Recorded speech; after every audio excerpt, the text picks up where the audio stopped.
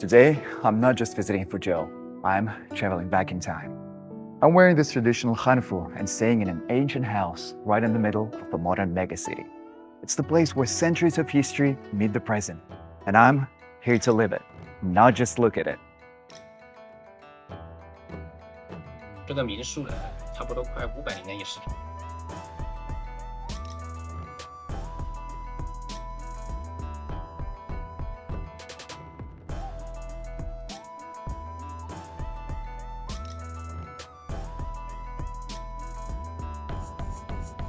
Any true tea lover needs to come here at least once to feel this connection.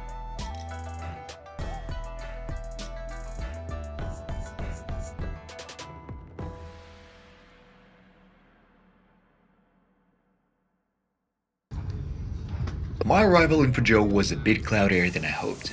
Maybe even too cloudy.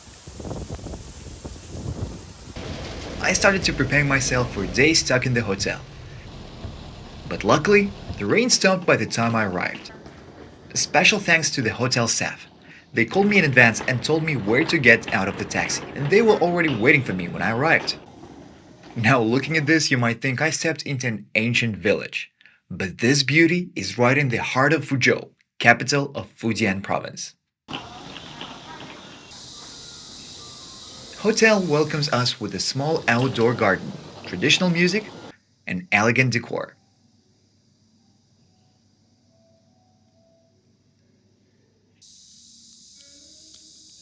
While I checked in, the receptionist handed me a welcome letter wishing me a pleasant day, along with a few treats, a tea coupon, and a voucher for traditional Chinese clothing. Without them, I'd pay $32. But they drop it to my favorite price, $0.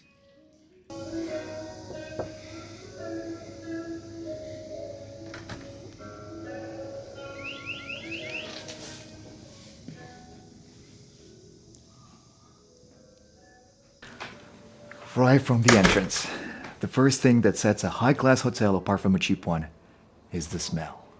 And here, it smells amazing. A mix of old wood and a hint of fine fragrance. Honestly, the smell alone could justify a third of the price for me. One night here costs around $150. Though the room was a little bit small, it perfectly captures the atmosphere and history of the place. A small garden adds coziness and bright feel.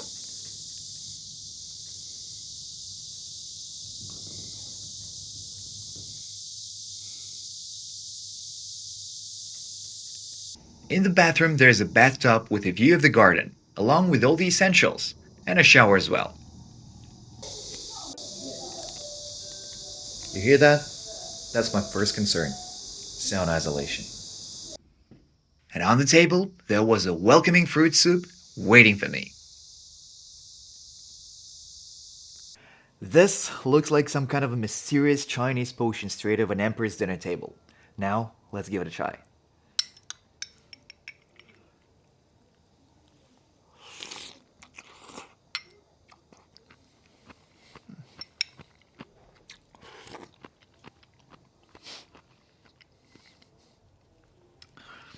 Tastes like a sweet floral fruit punch, I'd say, with a jelly-like texture and apparently goji berries floating around.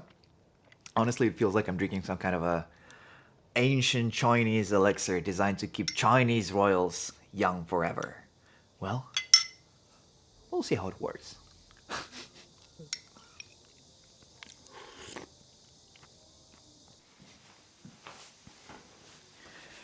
Just check how tall that thing. Well, you gotta be really careful during the night.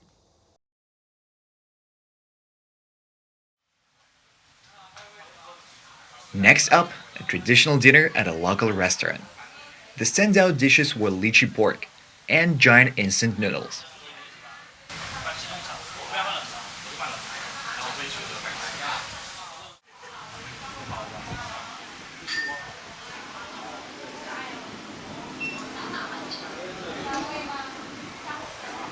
Also, in exchange of a good review on app, a common practice in China, we got a peanut dessert drink, which sounds strange but has a uniquely acquired taste.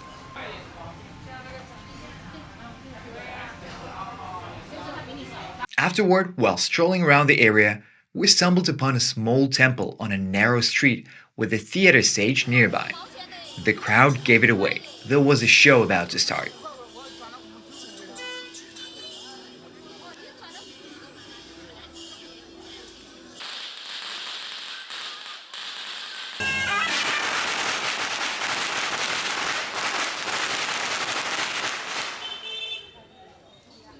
And sure enough, in 10 minutes the performance began. And even the heavy rain didn't stop it.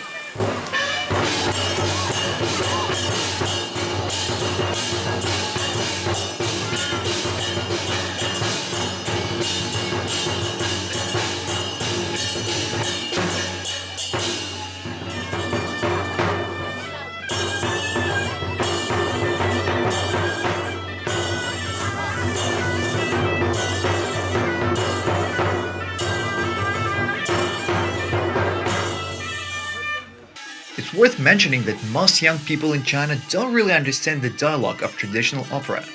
It's mostly enjoyed by the older generation, who have a special love for it.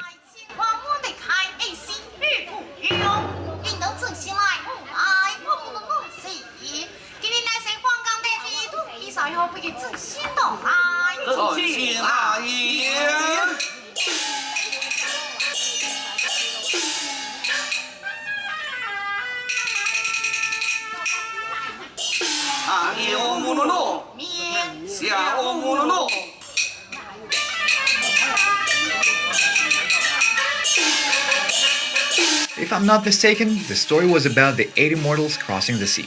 Correct me in the comments if I'm wrong.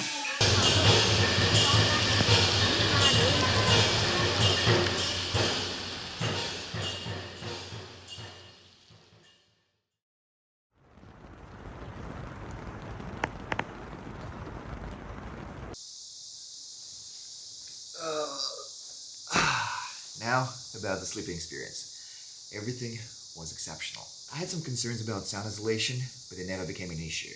And the best part, early in the morning there was a heavy rain, and since the ceiling is actually a traditional roof, the sound of raindrops made me feel unbelievably cozy.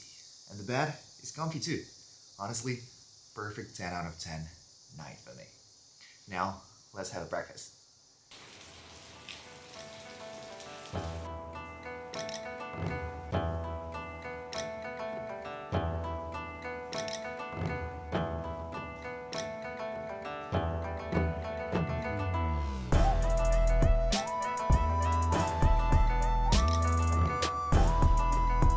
This is what a Chinese traditional hotel breakfast look like when they go all out to impress you. It's like a whole culinary tour of China on just one tray. Comforting, colorful, and perfectly balanced to make you feel like an emperor from the very start of the day.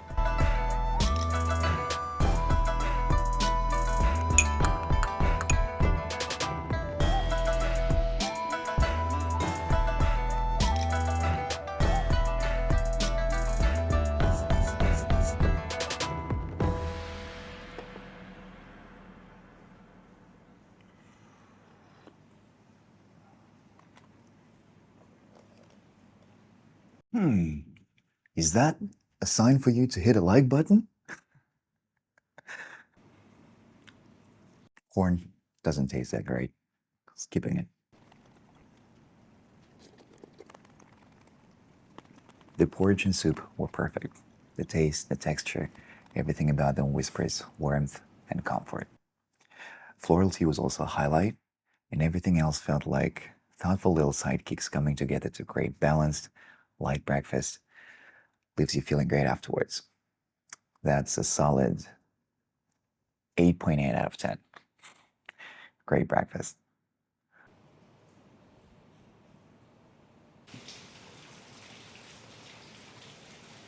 我方便问一下，就是我知道这个三坊启祥有1600-700多年的历史，那么你们这栋楼有多老？我们这个民宿呢，差不多快500年的历史了。我们以前它就是一个以前叫真市民居，是福州市鼓楼区不可移动的文物点，是区文保单位。以前就是一个私人的宅院。然后一直是闲置的院落。 然后我在房间看有一个这样的一个地，这个地是不是也就很老？这个以前是没有的，我们装修的时候全部是我们自己改造的，包括你的房门啊，就最开始的基础结构我们没动啊，不能破坏，这是文物保护点。你看那个挑高这么高，很有云南的感觉。对。我们从装修设计的角度呢，也考虑，比如说个吊顶会不会隔音好一点，但是不允许，这样会破坏了它的原有建筑结构，破坏了这个感觉。整个三坊七巷它都是这种反向建筑结构，明清建筑群。人家说一片三坊七巷，颁布中国近代史。游客反馈里的他们最喜欢的特点是什么？就喜欢我这里呢，肯定第一首选的是我们的环境，古色古香，地理位置非常好，就在三坊七巷景区里面，离爱杏树有得天独厚的优势。我这边的特色的一个田院、天井啊、田院这种比较开阔的视野，还有一个就是我们里面的那些文化元素，花道还有茶道茶福建的茶是世界闻名的，包括你们住的房间的名字，我们也是古琴曲谱的名字。福州的3种菜必须要吃的是哪一些？佛跳墙、荔枝肉、南京干。Once the rain stopped, I decided to check out some local craftsmen's shop. The first one was a bookmark maker, with bookmarks priced at $5 each. The one I liked the most depicted the White Tower of Fuzhou.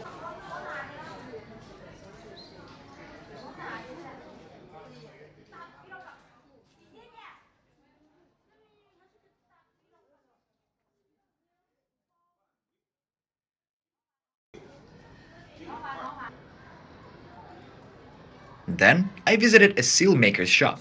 I almost fell in love with the idea of getting a personal seal. But at $600 for a custom set? I quickly changed my mind. Maybe next time.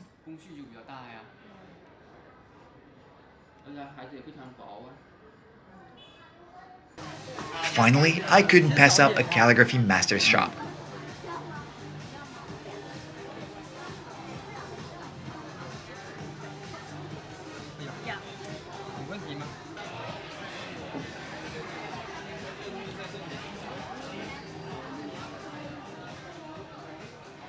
And for just $5, I added another special piece to my collection, representing a place that holds memories for me. Oh, and remember those coupons for tea and a traditional outfit? It's the perfect time to use them.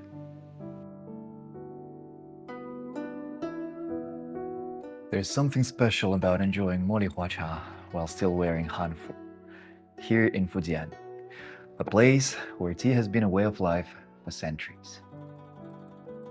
From these mountains and ports, tea was delivered to every corner of China and beyond.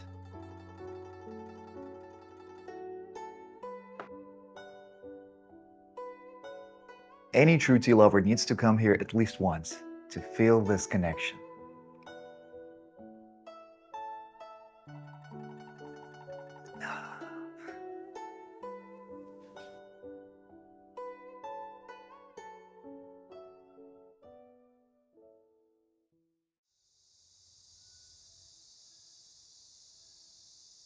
And on the next day, I decided to have breakfast in my room. The menu was different, and oh miracle, they even served me a peeled egg. Consider hitting a like button and subscribing if you liked this video. There's much more exciting content from China coming your way. See you in the next one. Bye.